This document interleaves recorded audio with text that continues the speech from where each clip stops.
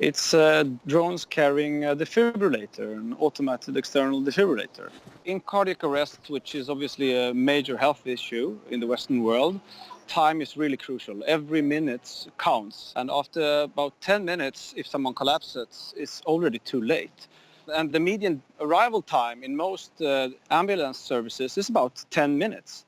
So the idea is to get the defibrillator, an AED, to the patient quicker than the ambulance. And we have developed a specific drone carrying an AED and developed a system which we have where we can fly this drone autonomously out of sight, and shown that this drone can be delivered actually more than 15 minutes faster than the ambulance. Gosh, okay. So the idea is what? It will drop close by to the person who's called in for help? Exactly. Someone calls the dispatch center for help, and in that second, the dispatch organization gets the coordinates for the cardiac arrest.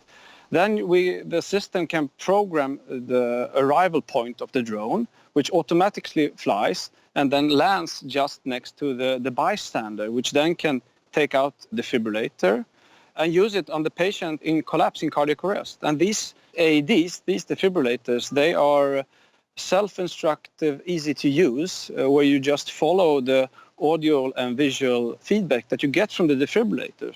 There have even been children that without training that has managed to use them on real patients. Yeah, I mean, you often see these defibrillators in public places. Yeah, they're increasingly sure. widespread.